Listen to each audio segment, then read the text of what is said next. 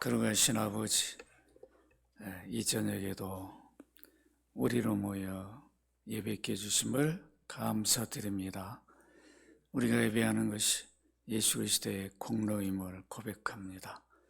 그 십자가의 구속 때문에 오늘도 하나님을 아버지로 부르며 이렇게 구원받은 저희들에게 그 은혜 갚을 길 없어 이렇게 나와 찬송으로 경배하오니 모든 영광을 받으신 줄로 믿습니다.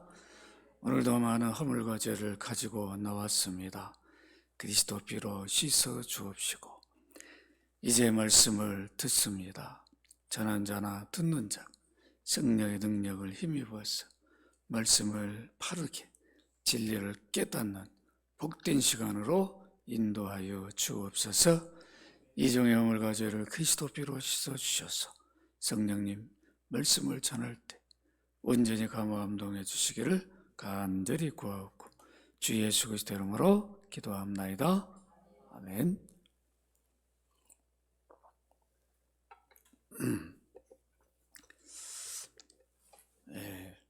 예루살렘에 큰 핍박이 있으면서 그리스도인들이 더 이상 예루살렘에 머물기가 어려웠습니다. 사도들 외에는 대부분 흩어지게 됩니다. 흩어져서 나름대로 그들 중심으로 교회가 이루어져요. 그래서 우리가 이미 앞에서 살펴본 대로 사도들이 다니면서 복음을 전한 게 아니고 전도자들이 다니면서 복음을 전합니다. 스데반 또 빌립. 빌립이 어딜 갔죠? 사마리아를 갔어요. 사마리아를 어떻게 보면 사도들이 가야 되는데 빌립이 갑니다. 왜 이런 일들이 일어나는가? 이건 우연이 아니죠. 이미 주님이 성령을 약속한 그 약속대로 모든 일들이 이루어지고 있었어요. 성령이 너에게 임하면 너희가 권능을 받으면 예루살렘과 유대와 사마리아와 땅끝까지 이르러 증인이 되라. 이제 그렇게 예루살렘 교회를 핍박했던 그리스도인들을 핍박했던 사울이 그리스도인이 된 정도가 아니라 제자군에 편입이 되죠. 사도가 됩니다. 그래서 정식으로 예루살렘에서 인정을 받게 되고 그 다음에 베드로 사도가 나서서 이제 다른 지역을 순회하게 되죠. 흩어진 그리스도인들이 이루는 교회를 순회합니다. 그래서 이미 우리가 앞에서 살펴본 대로 어디를 갔습니까? 베드로가 룻다와 또 어디를 갔어요? 요파 지역을 갔죠. 그렇지 안 그랬어요? 이제 여러분 32절 9장 32절을 보니까 같이 여러분 성경 갖고 있죠? 같이 읽어볼까요? 그때 베드로가 사방으로 두루 다니다가 룻다에 사는 성도들에게 내려갔더니 애니아가 중병병으로 침상에 누운 지 8회라고 그랬어요. 8년이나 됐는데 베드로를 통해서 낫게 되죠. 이걸 통해서 룻다에 35절 오면 많은 사람들이 죽게 돌아왔다. 그러니까 베드로가 예루살렘 교회를 중심으로 사역하고 있을 때도 안진병이 일으키는 기적이 일어났어요. 그런데 이제 흩어져 살고 있는 그리스도인들이 살고 있는 그런 지역에 갔음에도 불구하고 사도의 권위는 그대로 세워주고 있죠. 예루살렘에 떠났다 그래가지고 너는 이제 사도가 아니야. 그게 아니라 어딜 가도 사도로서 사도 가서 기도하면 병자도 일어나고, 이렇게 침상에 누운 중풍병자가 일어나 버렸어요. 그러니까 얼마나 놀랐겠나요? 그죠? 이런 기적, 이적이 그것이 목표가 되면 안 되는 거죠. 그걸 통해서 결국은 예수 그리스도를 믿게 만드는 그 계기가 주어집니다. 그리고 이제 베드로가 또 순회하는 지역이 욥바였어요. 36절을 보면 욥바에 다비다라 하는 여제자가 있으니 그 이름을 번역하면 도르가라, 선행과 구제한 일이 심히 많더라. 예루살렘 교회가 구제를 많이 했죠. 그러니까 이미 그 믿음을 따라서 이들이 비록 흩어졌지만 그 믿음대로 살아가고 있다는 증거를 보여줍니다. 그런데 이 다비다, 도르가가 병이 들어서 죽었어요. 죽으면 유대인들은 하루 만에 장사를 지내죠. 근데 장사를 지내지 않고 소문을 들으니까 룻다에, 그 멀리 떨어지지 않은 곳에 누가 와 있다고요? 베드로 사도가 와 있다는 소식을 들은 거예요. 그리고 베드로가 중풍병자를 고쳐 소식도 들려졌겠죠? 그러니까 이렇게 도르가가 죽었다. 그러니까 이분들이, 아니 베드로 사도가 여기 가까이 있대, 우리의 믿음의 귀한, 우리 여기 욥바교회의 가장 믿음이 좋은 귀한 분인데 섬김의 구제 대명사예요.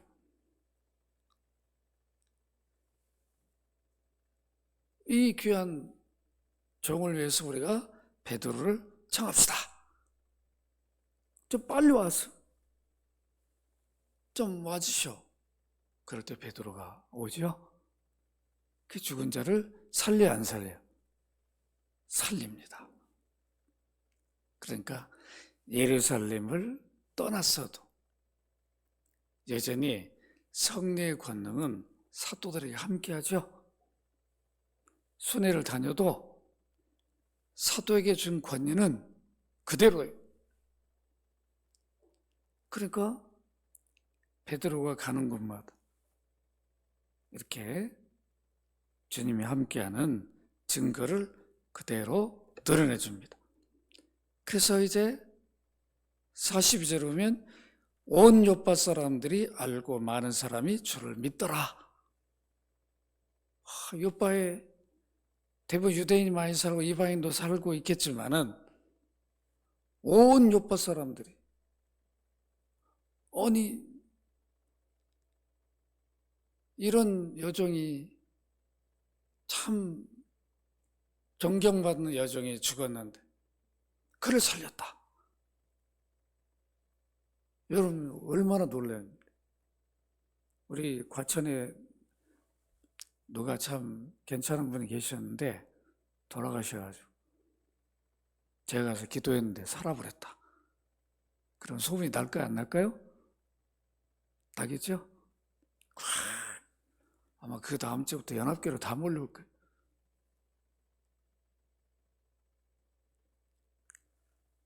이렇게 베드로 사도에게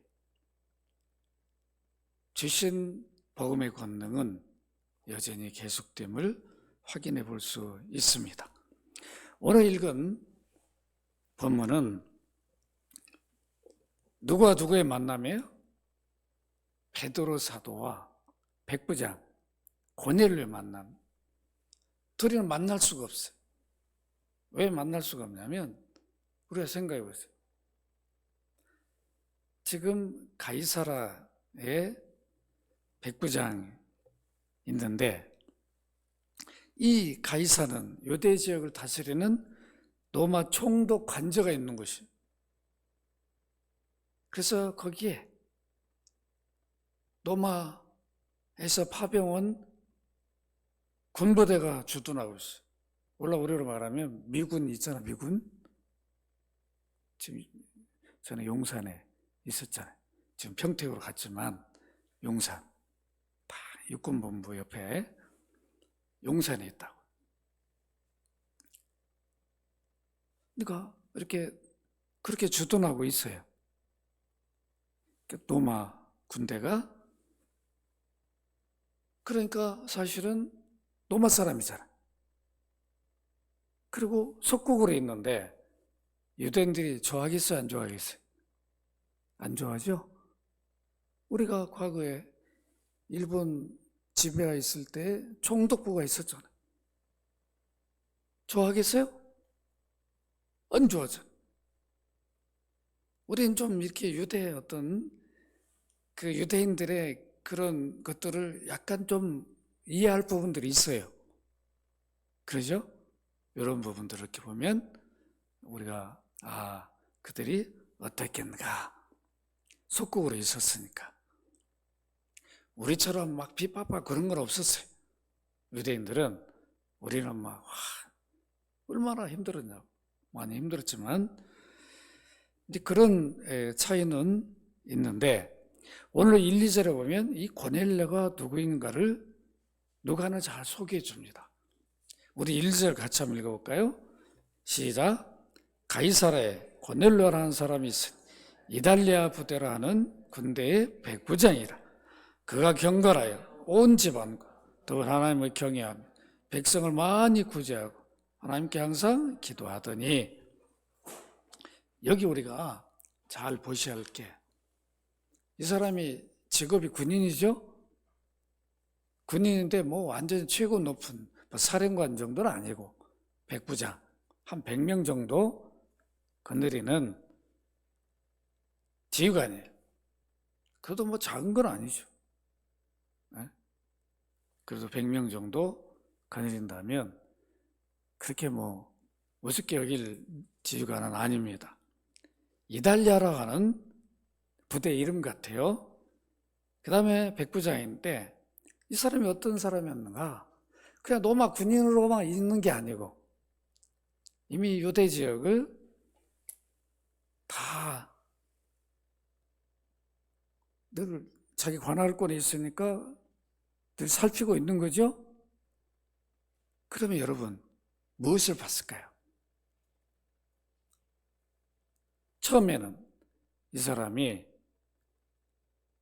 가이사라의 백부장 온 지 얼마나 된지는 우리는 알 수 없지만은, 여기 2절에 보면 그가 경건하여 온 집안과 더불어 하나님을 경외했다. 백성을 많이 구제하고 항상 기도했다. 이런 걸 보면 두 가지로 우리가 생각해 볼 수 있어요.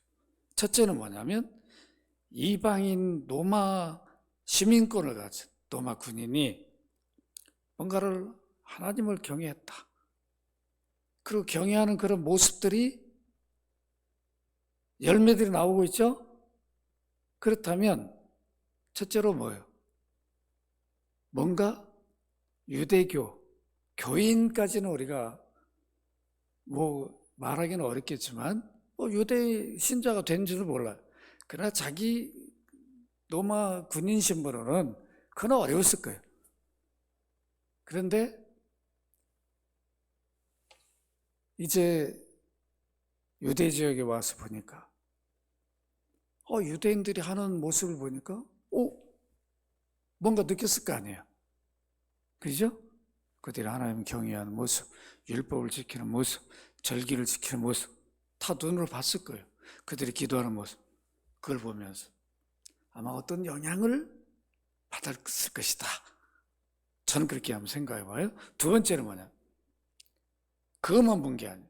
처음에는 그런 영향을 받았겠지만 예수님이 복음을 전하는 그 현장들을 직접 봤는지 안 봤는지 모르지만 들었겠죠? 그래 안 그래요? 거기 주둔하는 군대인데 모든 사건, 사고 이런 것 통해서 들었을 거 아니에요. 스데반이 죽은 것도 들었을 거고, 나중에 어떤 일이 일어날지 모르니까 늘 관리 감독하고 있을 거란 말이에요. 그렇다면 직접 예수님을 만나서 예수님이 우리 구원주다 이런 고백을 한 모습은 없지만 들어서 유대인들이 그렇게 소망하는, 기대하는 구원주에 대한 그런 기대를 하고 있었는데 과연 그 예수 그리스도가 그분 아닌가? 아마 여러 생각을 해볼 수 있습니다. 그가 예수 그리스도에 대한 어떤 지식을 가졌을 것이다. 저는 생각해 봅니다. 왜 그러냐면 십자가 사건이 그렇게 멀리 있었던 게 아니거든요. 그렇죠? 그 다음에 부활, 성령 강림 이런 걸 다 보고를 들었을 거 아니에요. 왜 그러냐면 우리가 다른 이 복음서에 보면 백부장 여러 명 나와요. 이 백부장 말고도 어떤 백부장이 있었죠? 마태복음, 마가복음에 보면 어떤 백부장이 나와요. 자기 하인이 중풍병에 걸려가지고 괴로울 때 예수님 찾아오죠? 그래가지고 어떻게 해요? 얘기를 하죠? 청한다. 우리 하인이 지금 중풍병 너무 괴로워하고 힘들어합니다. 예수님이 많은 병자를 고쳤다는 걸 백부장이 다 들은 거죠? 직접 찾아온 거예요. 그러니까 내가 가서 고쳐주겠다. 그러니까 백부장이 뭐라? 아닙니다. 제가 어떻게 예수님 같으면 저희 집 같은 데로 제가 모실 수 없습니다. 내 수하에도 많은 종인 내가 오라 가라 하면 내 명령대로 오듯이 말씀만 하십시오.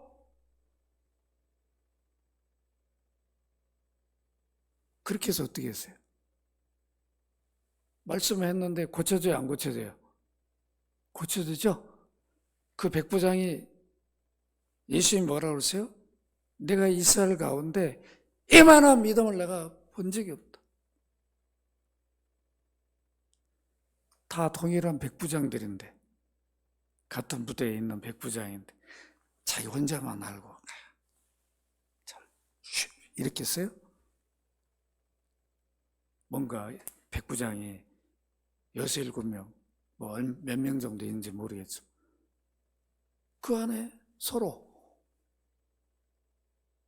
교제하면서 이런저런 얘기가 있었을 것이다. 저는 이건 제 생각이에요. 제 생각 틀릴 수도 있죠. 왜 그러냐면 우리가 2절만 이렇게 보면 나중에 천사가 야, 네 기도와 구제가 다 상달됐다 이렇게 하니까 그럼 유대인들이 예수도 안 믿어도 뭐 하고 다 하나님 다 기뻐하고 다 이게 이해가 안 되지는 거예요. 그러죠? 그래 안 그래요? 이해가 안 되죠. 예수 안 믿어도 그들이 하나님 성기면 다 구원에 이르는가? 그게 아니란 말이에요. 그래서 우리가 비록 2절을 놓고만 보면 과연 이 속에 이미 이 고넬료 마음속에 어떤 모습이 있었는가를 우리가 좀 생각해 볼 수 있다. 저는 그렇게 추측을 해봅니다. 이제 그가 상당히 유대인들에게 호의적이었던 것은 사실입니다.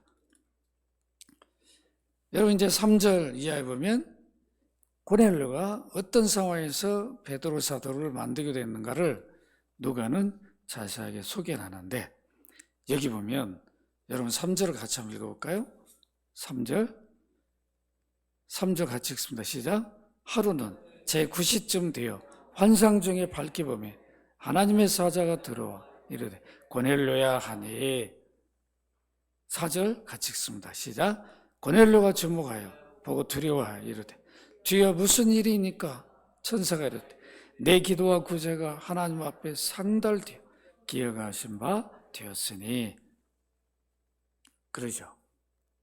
그러니까 고넬료가 여기 보면 뭔가 유대인들의 전통대로 기도했던 사람임을 보여줍니다. 유대인들은 하루에 3번이나 2번 정도 기도를 했죠. 3번 기도할 때는 어떻게 합니까? 오전 9시, 오전 12시, 정오 12시죠. 오후 3시. 이렇게 3번 기도하는 경우가 있고, 2번 기도하면 오전 9시, 오후 3시.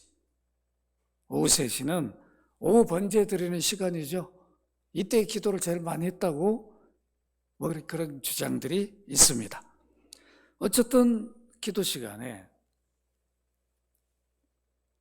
환상을 봤는데, 아마 자주 이런 일이 있었다면 여기에 보고 두려워했다는 말을 안 했을 거예요. 아마 이때 처음 기도 속에서 환상을 보게 된 것 같아요. 천사가 제가 기도 속에 나타난 거예요. 그거 보면서 두려웠다고 4절에 말합니다. 그럼 주여 무슨 일입니까?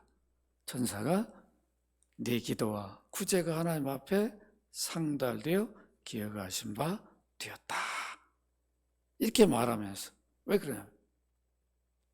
천사는 어쨌든 고넬료의 그런 경건성은 인정합니다.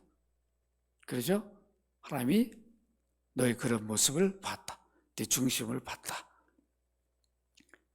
우리가 이런 모습을 예수님이 요한복음에서도 나오죠. 니고데모. 이런 모습들을 우리가 이렇게 확인할 수 있습니다.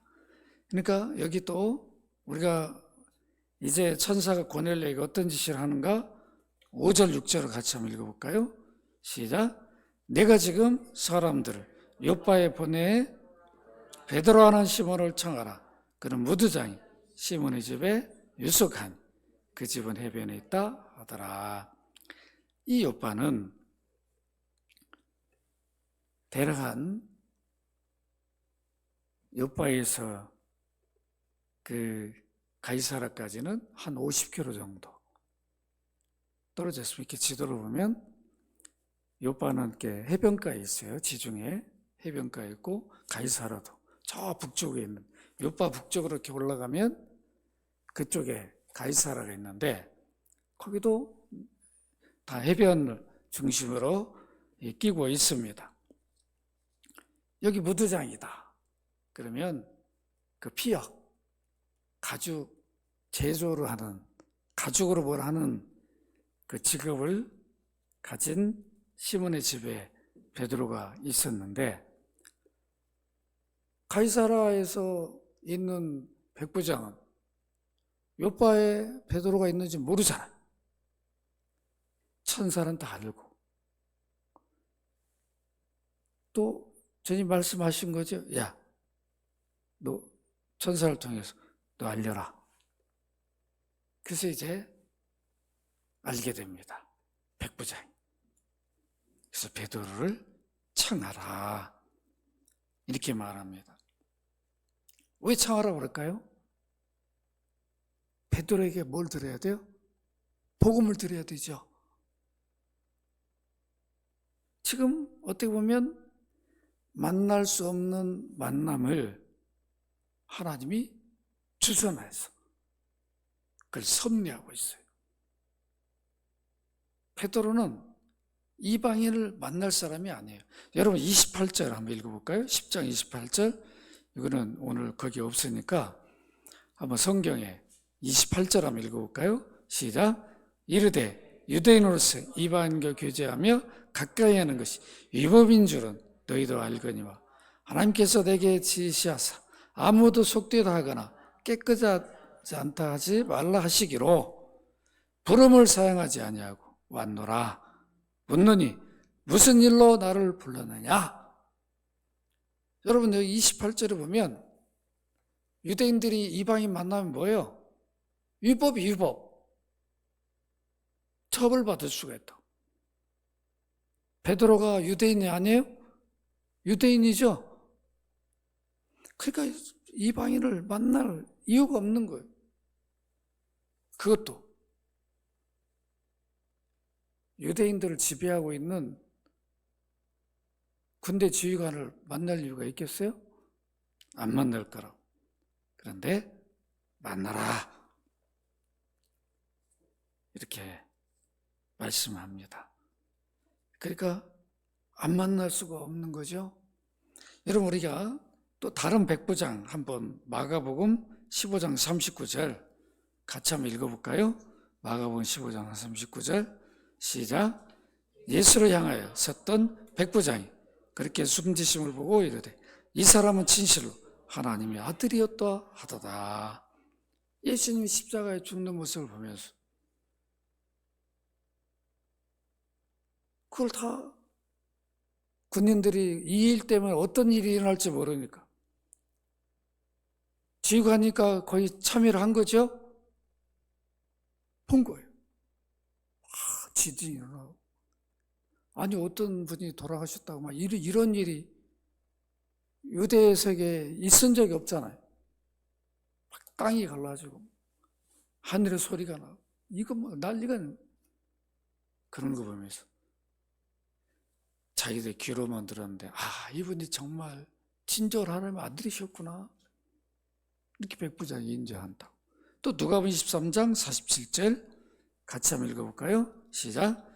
백부장이 그 된 일을 보고 하나님께 영광을 돌려 이르되 이 사람은 정녕 의인이었도다. 똑같은 백부장이 하나님의 아들 의인이었다. 하나님께 영광을 돌렸어요. 이렇게 백부장들이 믿음을 가졌어요. 여러분 아시겠죠? 그 고넬료도 전혀 예수님에 대해서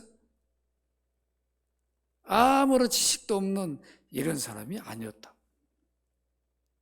이미 소문으로 들었고, 아니면 지나다니는데 눈으로 봤는지 안 봤는지 알 수는 없지만 어쨌든 이렇게 고넬료의 이런 모습인데,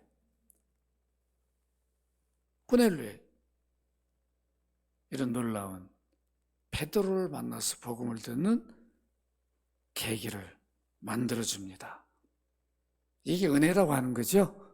만나려고 생각도 안 하는데 은혜로 만나게 해주죠. 이렇게 천사의 지시를 받았는데 고넬료는 바로 순종을 합니다. 오늘 7절 8절 같이 한번 읽어보십시다. 시작. 마침 말하던 천사가 떠나매 고넬료가 집안 하인 둘과 부하 가운데 경건한 사람 하나를 불러 이 일을 다 이루고 욥바로 보내니라. 여기 보니까 경건한 사람 하나를 불렀다. 믿음 있는 사람이죠. 왜냐하면 믿음이 있어야 베드로에 대해서 뭔가 예우를 할 거 아니에요. 아니면 지휘관 부하니까 가가지고 그냥 유대인들 우습게 여기고 네가 사도면 사도지, 야 베드로 이리 와, 막 이러지 않았겠어요? 그러니까 이 고넬료는 일 하나하나를 배려하는 거예요. 그가 얼마나 하나님을 경외하고 두려워한 마음을 가졌는가, 그리고 사도에 대한 어떤 예우를 하려고 하는가를 이런 본문 속에서 우리가 확인할 수 있는 거죠. 우리가 살짝 지나갈 일이 아니라 이 고넬료의 그 모습이 무엇이었는가 우리가 확인할 수가 있어요. 그래서 바로 욥바로 보냅니다. 여러분, 이제 이거는 고넬료가 기도할 때 있었던 일이었어요. 그러면 이제 욥바로 보낸 그 시간에 베드로는 또 뭐하고 있었는가? 욥바에 있는 베드로, 여러분 9절 같이 한번 읽어보십시다. 시작. 이튿날 그들이 길을 가다가 그 성에 가까이 갔을 그때 베드로가 기도하려고 지붕에 올라간 그 시각은 제6시더라. 유대인은 여기다 플러스 6을 하면 된다겠죠? 그러니까 오후 몇 시예요? 3시 기도하고 있었는데 그가 시장하여 먹고자 하며 10절에 보니까 사람들이 준비할 때 황홀한 중에 그냥 배도 고프고 또 좀 먹어야 되는데 그래도 또 기도는 해야 되고, 이 기도할 때 고넬료 만나게 주시오 그런 기도 한 적이 없어요. 그런 기도 한 게 아니고 이제 순회를 하니까 주님 이렇게 핍박 중에 성도들 제가 두 군데를 돌봐봤는데 참 주님이 이런 놀라운 역사를 주셔서 감사합니다. 또 많은 사람들이 이것을 계기로 주님을 믿게 해주셔서 감사합니다. 감사기도도 하면서 또 다음 이제 어디를 가야 할까 그걸 위해 기도하고 아마 그랬을 거예요. 그런 가운데 어떤 일이 일어납니까? 11절을 13절까지 같이 한번 읽어보십시다. 시작. 하늘이 열리며 한 그릇이 내려오는 것을 보니 큰 보자기가 내 귀에 메어 땅에 들이웠더라. 그 안에는 땅에 있는 각종 네 발 가진 짐승과 기는 것 공중에 나는 것들이 있더라. 또 소리가 있었다. 베드로야 일어나 잡아 먹으라 하거늘 베드로가 이르되 주여 그럴 수 없나이다. 속되고 깨끗하지 아니한 것을 내가 결코 먹지 않았나이다. 여러분 9절에서 여러분 10절에서 14절까지 이렇게 읽으면서 제가 한 30초 드릴 테니까 무엇을 느낄 수 있어요? 10절에서 14절을 읽으면 뭘 느낄 수 있어요? 베드로의 무엇을 느낄 수 있어요? 주님이 베드로의 어떤 마음을 갖고 있다는 걸 알고 계시는 거예요. 아직도 그리스도인이고 그 다음에 사도로서 어떤 벽을 못 무너뜨리고 있어요? 전통적으로 갖고 있는 유대인의 관습을 못 벗어나죠? 그 율법주의적인 사고, 나는 유대인은 내 이방인들 아무렇게 만나면 안 되지, 이런 더러운 것들을 내가 먹으면 안 되지. 주님이 베드로 안에 이런 것들을 깨트리는 거죠. 네가 사도로서 아직도 이것을 갖고 있다. 네가 버리지 못하고 있구나. 그걸 지금 확인시켜 주는 거죠.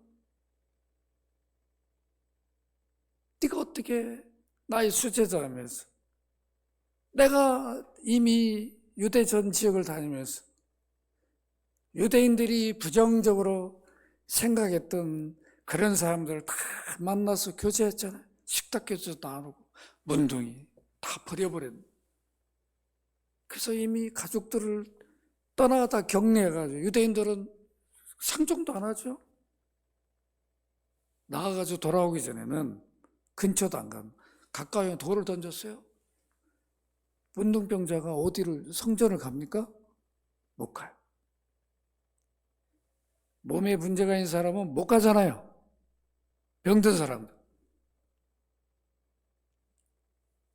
세리, 창녀들 다 유대인들은 다 손가락질만 했다. 상종도 안 했다. 그런 사람을 예수님은 다 만나줬어요. 제자들이 다 봤어요. 식탁교회장 유대인들이 그걸 막 문제 삼고 그랬어요. 예수님이 뭐라고 했어요? 나는 의인으로 부르는 게 아니라, 그렇죠? 병든 자들, 다 소외된 자들. 아니 주님은 그렇게 다 모습을 보여줬는데 수제자가 아직도 그걸 못 버리는 거예요.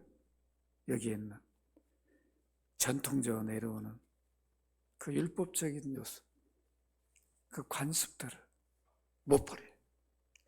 주님이 가진 그것을 가져야 되는데, 주님이 했던 모든 모습을 여기 가져야 되는데 그 쓴뿌리를 못 버리고 있다. 이게 우리의 모습도 동일합니다. 예수 믿어 목사가 됐어도 아직도 못 버린 사람 너무 많더라고.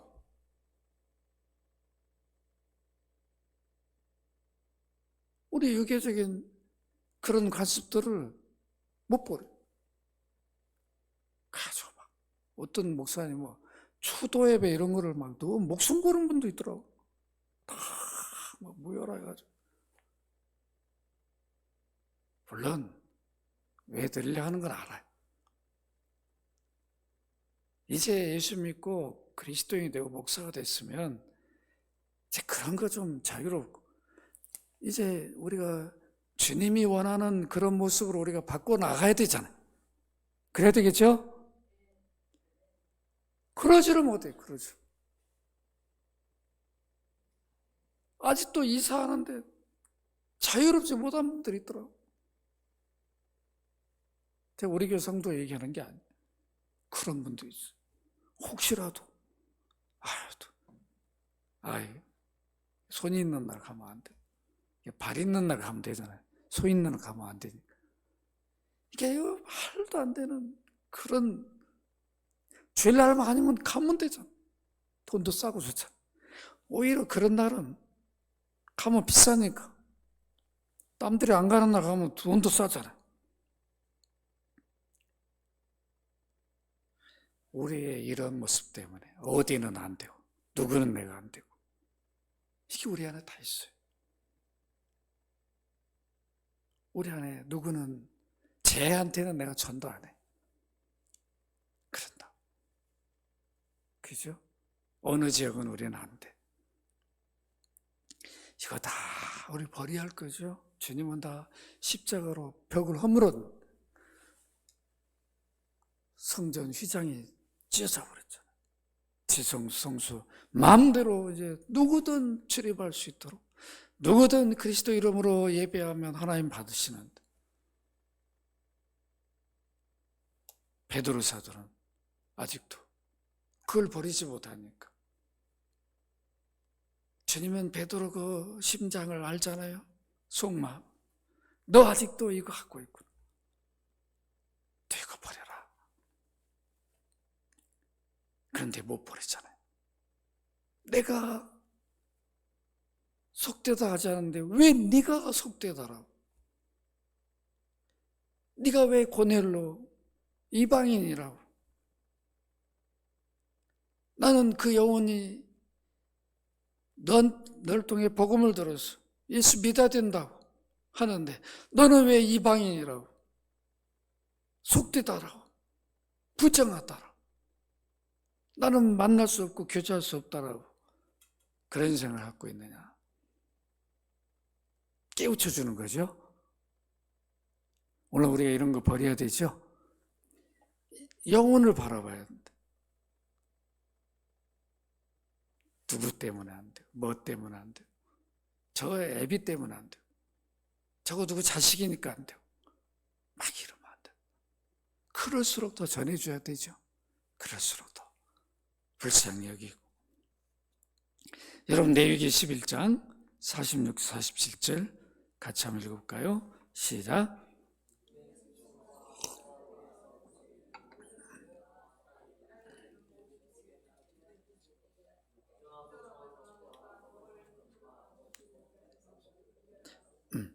레위기 20장 24절 26절 같이 읽습니다. 시작. 전에 너희에게 이르기를 너희가 그들의 땅을 기업으로 받을 것이라. 내가 그 땅 곧 젖과 꿀이 흐르는 땅을 너희에게 주어 유업으로 삼게 하리라 하였노라. 나는 너희를 만민 중에서 구별한 너희의 하나님 여호와니라. 너희는 짐승이 정하고 부정함과 새가 정하고 부정함을 구별하고 내가 너희를 위하여 부정한 것으로 구별한 짐승이나 새나 땅에 기는 것들을 너희 몸을 더럽히지 말라. 너희는 나에게 거룩할지니라. 이는 나 여호와가 거룩하고 내가 또 너희를 나의 소유로 삼으려고 너희를 만민 중에 구별했습니다. 이런 전통 때문에 속되다라고 내가 먹어본 적이 없습니다. 이런 생각을 가지니까 이방인들도 동일하게 부정한 사람으로 만나서 교제할 수 없는 사람으로 여겨버리죠. 이게 베드로 사도들의 마음이었어요. 주님의 이런 기회가 다 사라지도록 십자가에서 피 흘려 죽음으로 다 깨버렸는 제자들은 그걸 버리지 못했어요. 여러분 15절, 16절 같이 읽어보십시다. 15절, 16절 시작. 또 두 번째 소리가 있어요. 하나님께서 깨끗하게 하신 것을 네가 속되도 하지 말라 하더라. 이런 일이 3번 있은 후 그 그릇이 곧 하늘로 올려져 가니라. 무슨 뜻인지를 몰랐어요, 베드로가. 참, 여러분 17절, 18절 같이 읽읍시다. 시작. 베드로가 본 바 환상이 무슨 뜻인지 속으로 의아해하더니 마침 고넬료가 보낸 사람들이 시몬의 집을 찾아 문 밖에 서서 불러 묻되 베드로 하는 시몬이 여기 유숙하느냐 하거늘. 베드로가 19절 20절 같이 읽습니다. 시작. 베드로가 그 환상에 대해 생각할 때 성령께서 그에게 말씀하시되 두 사람이 너를 찾으니 일어나 내려가 의심하지 말고 함께 가라. 내가 그들을 보내었느니라. 여러분 보세요. 베드로가 기도하다가 이 정도에서 어이구 이런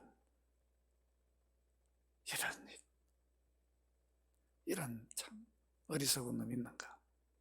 주님, 내가 아직도 이거를 못 버렸군. 다 안심합니다. 죄송합니다. 기도를 했어야 되잖아요. 주님, 내게 이런 깨달음을 주셨네요. 환상을 통해 보여줬는데도 그 뜻이 뭔지를. 그러니까 성령이 이제 천사라고 일하는 게 성령이 직접 말씀하십니다. 두 사람이 너를 찾은 일어나 내려가 의심하지 마. 함께 가라. 얼마나 부끄러운 일. 내가 그들을 보내었다.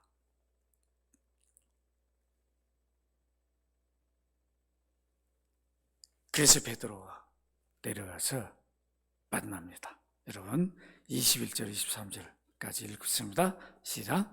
베드로가 내려가 그 산을 보고 이르되 내가 곧 너희가 찾는 사람인데 너희가 무슨 일로 왔느냐.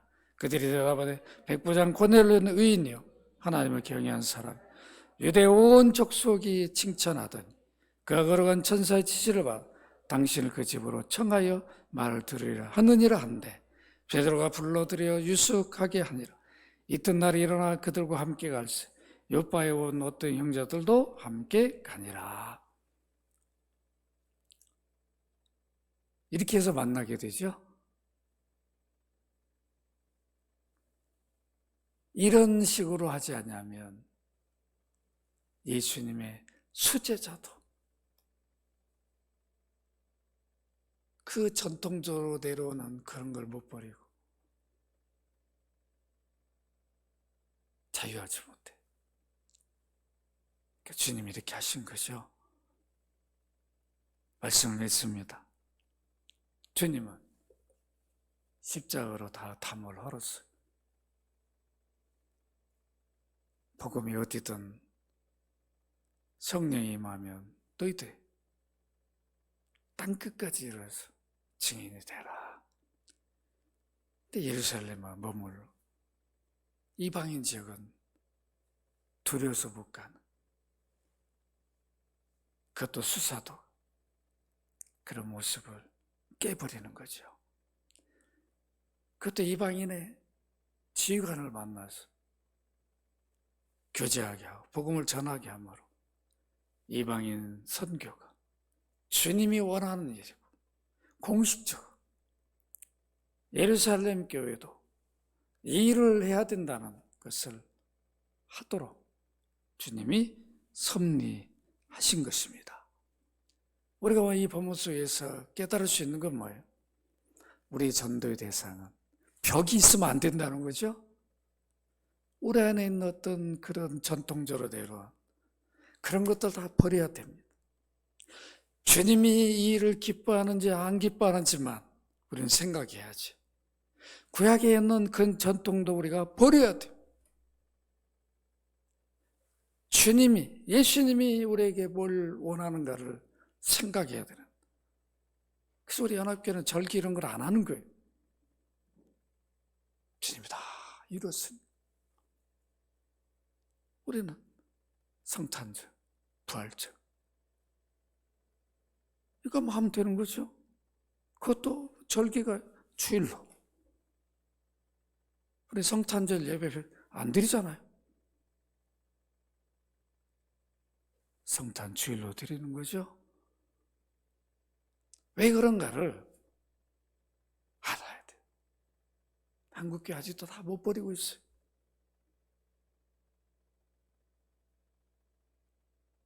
우리가 이 본문 속에서 그걸 깨닫게 됩니다. 에베소 2장 12절에 15절 읽고 마치도록 합니다. 함께 읽습니다. 시작. 그때 너희는 그리스도 밖에 있어 이스라엘 나라의 밖의 사람이라. 약속 언약들에 대하여 외인이요 세상에 소망이요 하나님도 없는 자들. 이제는 전에 멀리 있던 너희가 그리스도 예수 안에서 그리스도의 피로 가까워졌네. 그는 우리의 화평이신지라. 둘 하나를 만드사 원수된 것 곧 중간에 맡긴 다음 자기 육체로 하시고 법정으로 된 계명의 율법을 폐하셨으니 이는 이 둘로 자기 안에서 한 세 사람으로 지어 화평하게 하시고. 아멘. 아멘이죠? 우리는 다 무너뜨려야 돼. 아시겠죠? 우리 안에 어떤 그런 잘못된 사고들도 다 무너뜨려야 돼. 그리스도 안에는 벽이 없어야 돼. 이방인, 소외되고 무슨 정치적으로 그런 것들 우리는 다 그들도 우리의 복음의 대상이죠. 공산주의, 사회주의 이념적으로는 나눠줄 수 있죠. 그러나 우리에게는 그리스도인들 그들도 복음을 받을 대상들이에요. 전도를 받아야 할 대상들이에요. 그 영혼을 향한 그런 마음을 우리가 가져야 되는 거죠. 이게 십자가 사랑입니다. 이게 십자가를 받은 사람들의 모습이어야 돼요. 이런 믿음의 모습을 갖기를 주의 이름으로 축원합니다. 거룩하신 아버지, 우리 안에 베드로 같은 모습 있음을 고백합니다. 전통적으로 내려온 우리 안에 습득된 관습들 참 버리기 힘들고 어렵습니다. 우리 믿음 생활하는데 때로는 발목도 잡습니다. 오 아버지여, 베드로의 모습을 통해서 내 안에 어떤 것들이 있는지 잘 확인하고 주님이 하나님 앞에 막힌 그 벽을 십자가로 걸었던 것처럼 우리에게는 어떤 벽도 없도록 십자가를 바라보는 그 사랑으로 품고 그 사랑으로 그 영혼을 바라본 복음을 전하고 전도하는 저희들 되게 하여 주옵소서. 오늘도 예배에 참여한 귀한 종들 믿음을 보셨사오. 저들의 섬김을 받으신 줄로 믿습니다. 이들이 다 복음을 받은 자요, 빚진 자들이요, 어떤 벽도 없이 그리스도의 증인이 되는 귀한 삶이 되게 하여 주옵소서. 연약한 성도들 치유와 회복을 주시고 성도의 산업과 일터 또 모든 자녀들 다 주의 은혜 가운데 인도하시고 도와주옵소서. 주 예수 그리스도의 이름으로 기도합나이다. 아멘. 주 예수 그리스도의 은혜와 아버지 하나님의 사랑과 성령의 교통하심 모든 벽을 헐고 그리스도의 증인으로 영혼만 바라보며 귀한 삶을 살기를 소원하는 어리석은 귀한 주의 백성들, 저들의 가정에 자녀들의 산업 일터에 함께하여 주시기를 간절히 축원하옵나이다. 아멘.